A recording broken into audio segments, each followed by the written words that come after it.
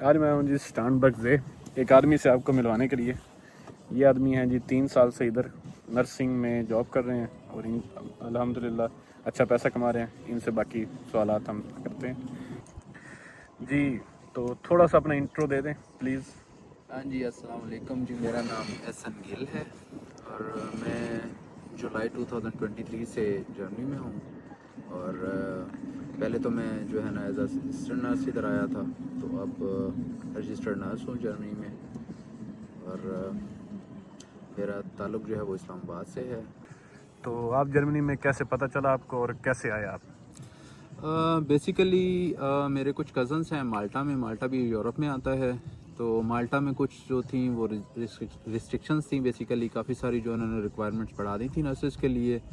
तो उन्होंने फिर मुझे गाइड किया कि 2020 में जो है वो जर्मनी पहली दफ़ा वर्क वीज़ा जो है ना इंट्रोड्यूस करवा रहे हैं। उससे पहले जो लोग आते थे बेसिकली वो स्टडी वीज़ा या इलीगल तरीक़ों से या किसी भी ऐसे पर्पज़ से आते थे, बाद में आके वो अपना प्रोफेशन स्विच कर लेते थे।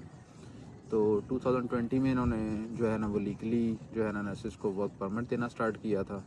तो मैंने 2019 में जो है ना वो जर्मन लैंग्वेज स्टार्ट की थी इस्लामाबाद से। तो उसके बाद जो है ना मिनिमम जो रिक्वायरमेंट होती है, क्योंकि नर्सिंग के लिए जॉब के लिए यहाँ पे B1 होता है जर्मन लेवल जो होता है, और यहाँ आके आपको B2 करना होता है। जो लोग B2 करके पाकिस्तान से आते हैं उनके लिए और ज़्यादा अच्छा है, क्योंकि उनका टाइम बच जाता है B2 करने के लिए। लेकिन आप B1 पे भी अगर आना चाहें तो आप आ सकते हैं इधर जॉब के लिए। अच्छा, और असिस्टेंट नर्स की कितनी सैलरी थी और अब आपकी माशाल्लाह से कितनी हो गई है? जो असिस्टेंट नर्स पे 2023 में मेरी जो स्टार्ट सैलरी थी वो थी 2710 रुपये। और जो है 2 मंथ्स जो है ना वो आपको अलाउंसेस वगैरह नहीं मिलते। बाद में अलाउंसेस वगैरह मिल के तो आपको 3000 3200 इस तरह से जो है ना वो सैलरी आपकी आती है।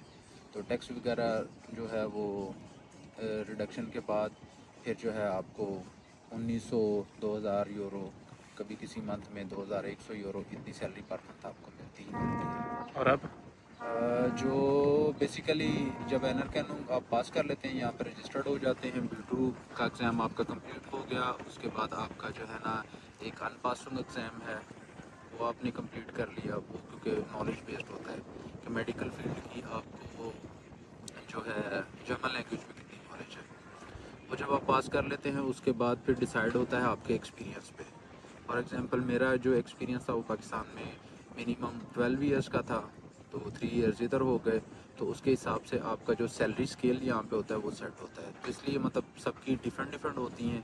लेकिन नॉर्मली में अगर बात की जाए तो जब आप रजिस्टर्ड नर्स हो जाते हो तो टैक्सेस वगैरह कट के 2800 से 3000 यूरो आपको मिनिमम मिलती ही मिलती नेटो? है नेटो। जो नेट सैलरी होती है वो आपको 2800 से 3000 मिलती ही मिलती है। उसके बाद फिर आपके उस हिसाब से बढ़ जाती है जितना आपका एक्सपीरियंस हो, फिर उस तरह की चीज़ें पे सैलरी स्केल पे डिपेंड करता है। और मिनिमम कोई रिक्वायरमेंट होती है कि मिनिमम आपका इतना एक्सपीरियंस हो तब ही आप हायर होते हैं, या फिर आप फ्रेश डिप्लोमा करके भी आ सकते हैं?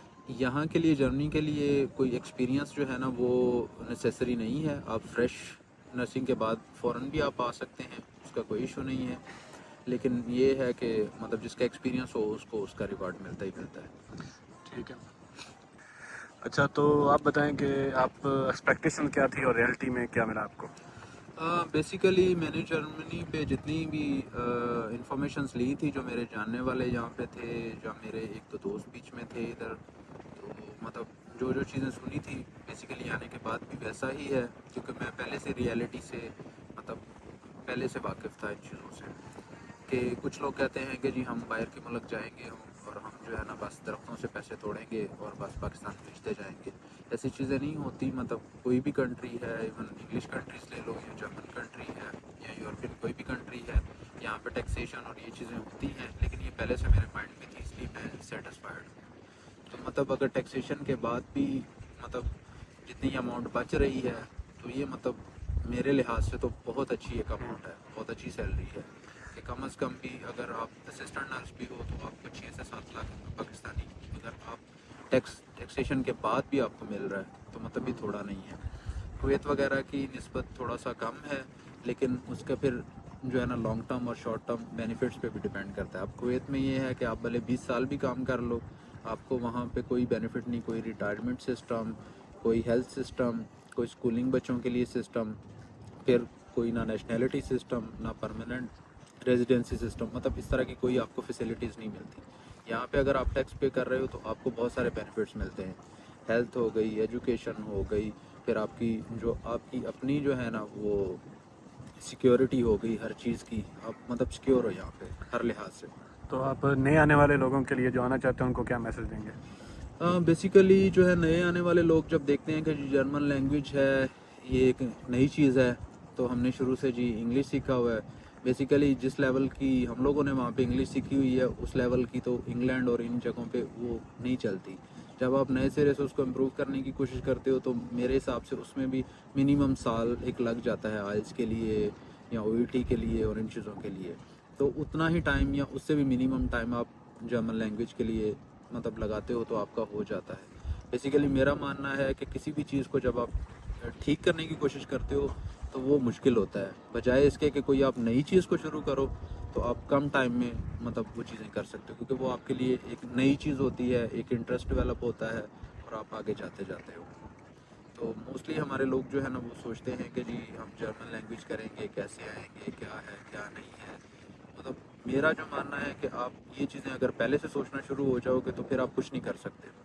ہر چیز کا ایک سٹیپ ہوتا ہے، تھوڑا سا صبر رکھنا پڑتا ہے، اور جو ہے نا جب آپ صبر کے ساتھ ایک جو ہے نا وہ بالکل تحمل مجازی کے ساتھ کسی چیز سے چل رہے ہوتے ہو وہ آپ کو مل گئی رہتی ہے۔ جیسے میرا تھا، میں نے 2019 میں سٹارٹ کیا تھا، تو بہت سارے لوگ میرے ایون کولیگس میرا مذاق اڑاتے تھے کہ جرمن کے لیے تو کوئی کرتا نہیں ہے، یہ کب جائے گا، کیا کرے گا، کیا نہیں ہے۔ تو مطلب مجھے ٹائم زیادہ لگ گیا، اس میں کچھ میری اپنی پرسنل ریزنز بھی تھیں جس کی وجہ سے میں کوئی 2 سال ڈیلیڈ ہو گیا، لیکن یہ تھا کہ آ گیا۔ تو جب بندہ اسٹرگل کرتا ہے تو چیزیں خود نہ خود مل جاتی ہیں۔ انشاءاللہ ملتے ہیں آپ کو نیکسٹ ویڈیو میں پوچھیں گے ان سے انرکنو کا پروسیس، اور اگر آپ جرمنی آنا چاہتے ہیں تو کمنٹ کریں، نرس آپ کو انشاءاللہ مکمل گائیڈ کیا جائے گا، اور چینل کو سبسکرائب کرنا مت بھولیں۔